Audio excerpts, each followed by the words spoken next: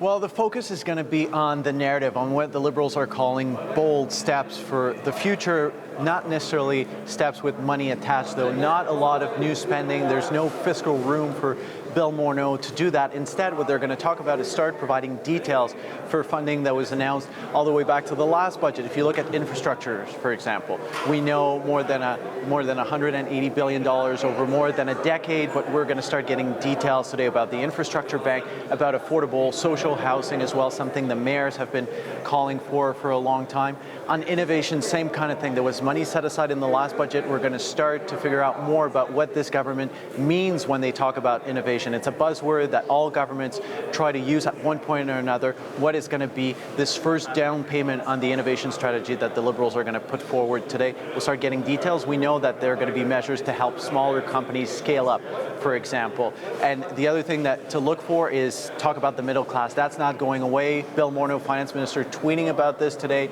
saying he's looking forward to sharing the next budget with Canadian, the next step in the plan to help the middle class. Well, that conversation will shift towards jobs and helping people retrain, skills development as they adapt to a changing work environment. There's going to be some measures towards that, and to also help people who are currently underrepresented in the workforce, particularly women and First Nations, measures to help them integrate the workforce faster.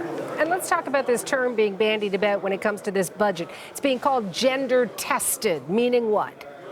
Meaning that some of the policies have been put through that specific lens to see the impact specifically on women. That's something that the Liberals had mentioned they would do. Now that's the case in terms of the workforce, for example. There's talk about maybe more daycare spaces. There have been ongoing conversations between the provinces and the federal government to see how that could happen. That's an example. Maybe also extended parental leave. And that would fit into the narrative that the Liberals have been trying to build, right? Trying to be, we've got a Prime Minister who calls himself a feminist, so that would be very much on brand for the Liberals to do things specifically geared toward that.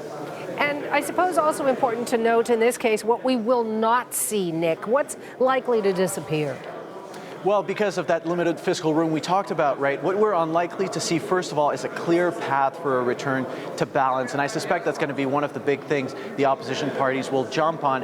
And that's been a big story ever since the last budget, when the deficit was much higher than what was promised during the campaign. So that's one thing. On the tax front, what we've been told is that there's going to be tinkering. We know that they talk about taxing stock options, increasing capital gains taxation. There's an ongoing review going on, but no major changes we're told, because they're also waiting to find out what's going to happen in the United States. Also, something that's not going to be in the budget, probably a lot of mentions of Donald Trump, even though he's clearly looming over this budget.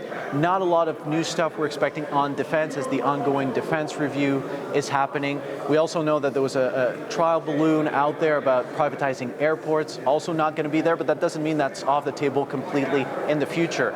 The government's still looking at that, and now we're wondering what kind of surprises are going to be in the budget. But if there are surprises, they're going to have to be cheap or save money, because there's not a lot of money for Bill Morneau to play with.